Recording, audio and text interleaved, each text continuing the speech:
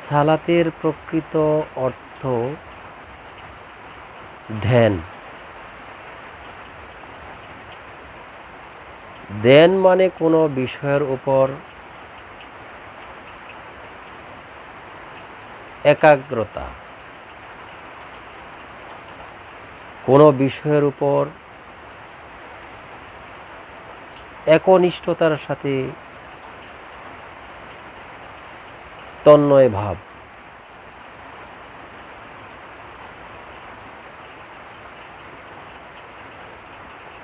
এই তন্ময় ভাব বা ধ্যান কিভাবে করতে হয়?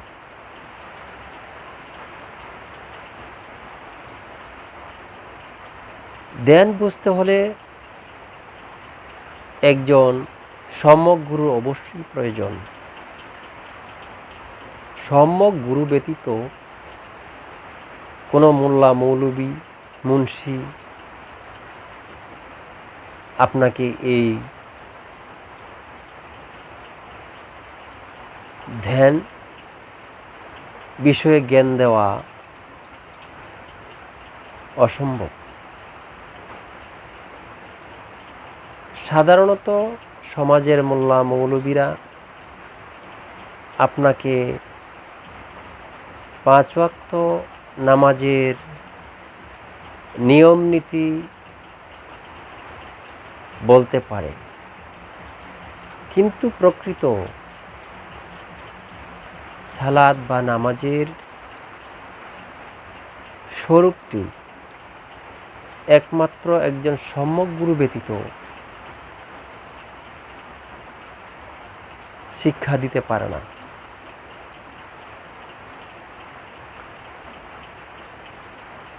সম্যক গুরু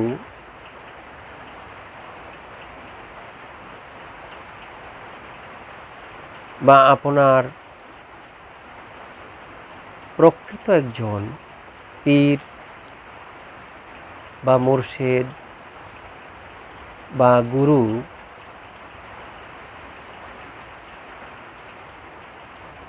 যার কাছে আপনি ঈমান এনেছেন, তিনি আপনাকে ধ্যানের সেই স্বরূপটি বুঝিয়ে দিতে সক্ষম।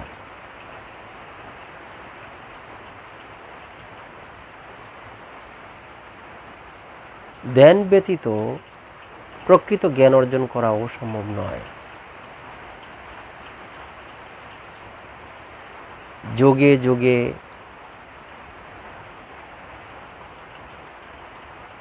বহু অলি, গাউস, কুতুব, পীর, মাশায়েখ প্রত্যেকেই একনিষ্ঠ ধ্যানের মাধ্যমে সত্যিকারের জ্ঞান লব্ধ হয়েছেন।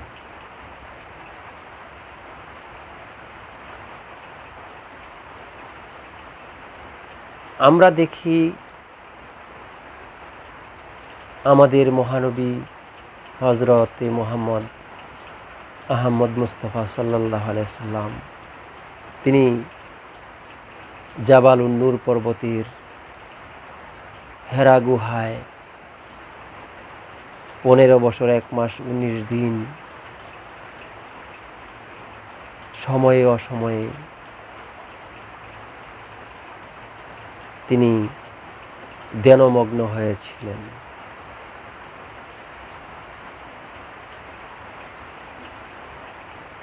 প্রাথমিকভাবে বলতে গেলে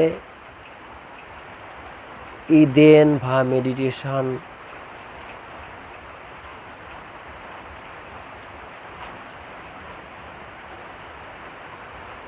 শিক্ষার জন্য আপনাকে উপযুক্ত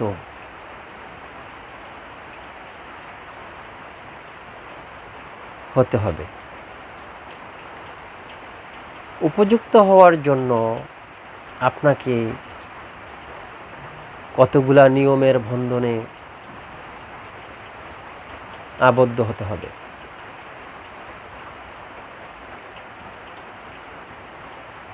যেমন আপনার খাদ্য নীতি মানতে হবে, সম্যক গুরুর নির্দেশ মানতে হবে।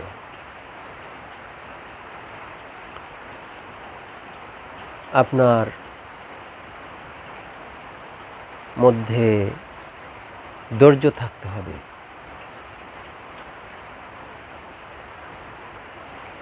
কোনো বিষয় জানার জন্য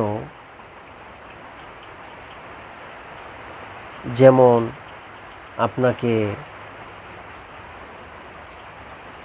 কিছু নিয়ম মানতে হয়, সেই রকমভাবে আপনার আধ্যাত্মিক সাধনায় বা ধ্যানমগ্ন হওয়ার জন্য বিশেষ কিছু নীতি আপনাকে মানতে হবে। যেমন খাবার নীতি বলতে গেলে আপনাকে সাত্ত্বিক আহার গ্রহণ করতে হবে এবং আহারের একটা সময় সীমা আপনার গুরু থেকে জেনে নিতে হবে। আমাদের খাদ্যের মধ্যে কিছু ভাগ আছে। সাত্ত্বিক খাদ্য, রাজসিক খাদ্য এবং তামসিক খাদ্য, এই 3 শ্রেণীতে খাদ্যকে ভাগ করা হয়েছে।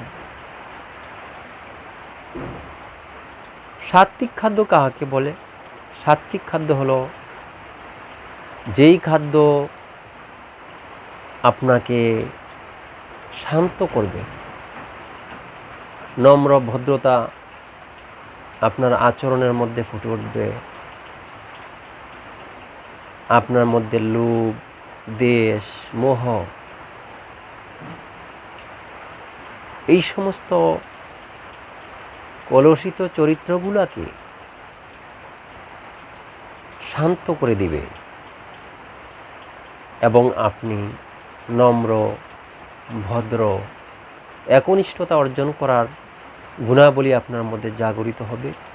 সেই খাদ্যগুলোকে সাত্ত্বিক খাদ্য বলা হয়।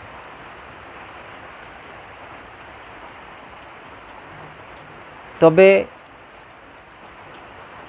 আমাদের ইসলাম ধর্মে যারা প্রকৃত সাধু সন্ন্যাসী, গুরু এবং মহাপুরুষ, তারা সেই নীতিগুলিকে মেনেই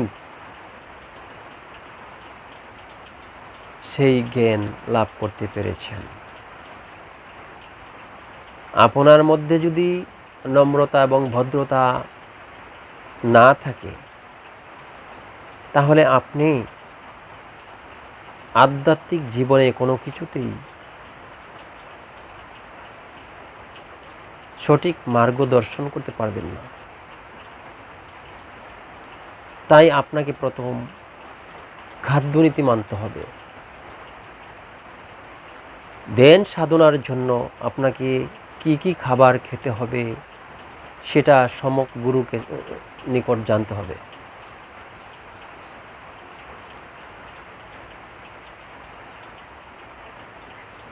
খাদ্যনীতি যদি আপনি না জানেন এবং আপনি গুরু বাক্য না মানেন অথবা সাত্ত্বিক আহার গ্রহণ না করেন, আপনার আচরণ কলুষিত হবে এবং এই কলুষিত আচরণ নিয়ে ধ্যান মার্গে বা মেডিটেশনে অথবা আধ্যাত্মিক পথে কোনো কিছুতেই আপনি এক পাও এগিয়ে যেতে পারবেন না। তাই আপনাকে সর্বপ্রথম খাদ্যের নিয়ম নীতির মধ্যে আপনাকে চলতে হবে।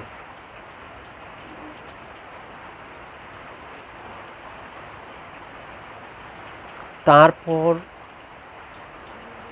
গুরু থেকে আপনার জানতে হবে ধ্যান মার্গে যাবার জন্য বিশেষ নীতিগুলি এবং বসার জন্য আসন সম্পর্কে আপনাকে জানতে হবে।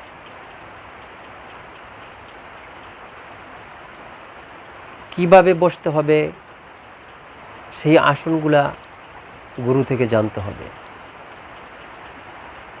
দেন বা দায়েমি সালাতকে প্রতিষ্ঠিত করার জন্য আপনাকে খাদ্য নীতির পরে আসন সম্পর্কে জানতে হবে।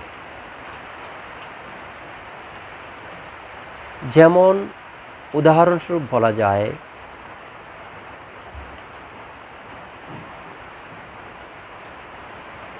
আসন অনেক ধরনের আছে। এর মধ্যে সর্বশ্রেষ্ঠ আসনটা হলো পদ্মাসন।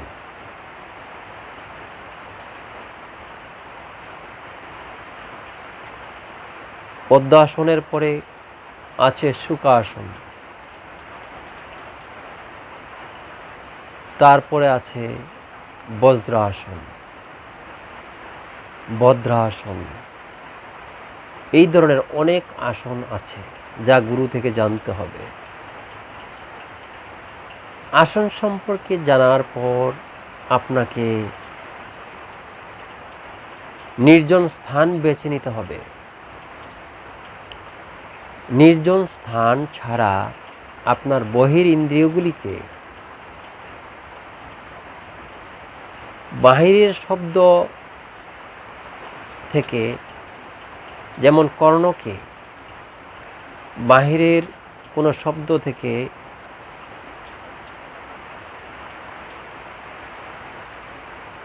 দূরে রাখতে পারবেন না। আপনার কানে শব্দ আসলে ধ্যানের গভীরে আপনি প্রবেশ করতে পারবেন না। তাই নির্জন স্থান আপনাকে বেছে নিতে হবে।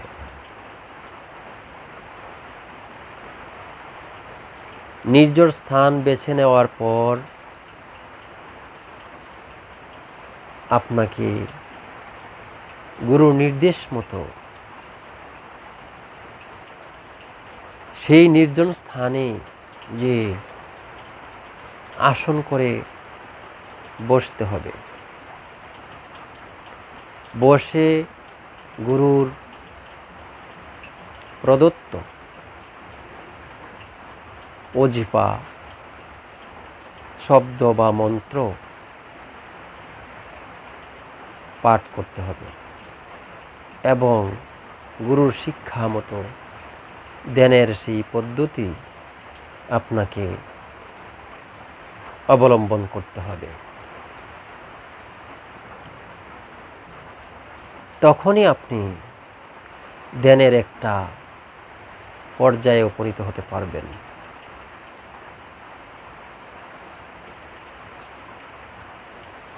ধ্যান কিন্তু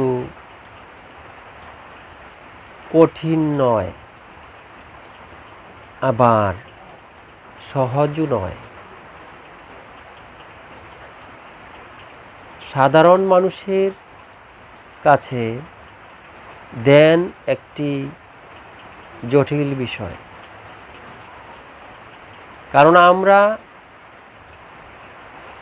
ছোটকাল থেকে নামাজ পড়ে এসেছি,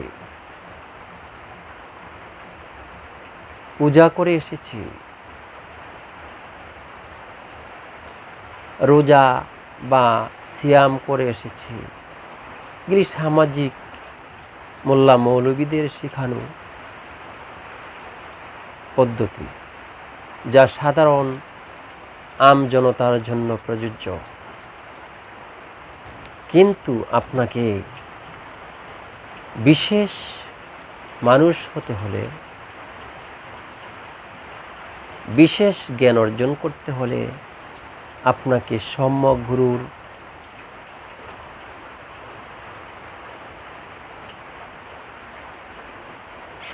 গুরুর নির্দেশ মতো কর্ম করে যেতে হবে, যেই কর্মের মাধ্যমে আপনি ধ্যানের একটা বিশেষ মার্গে উপনীত হতে পারবেন। তাই আপনাকে সর্বপ্রথম ঈমান আনতে হবে।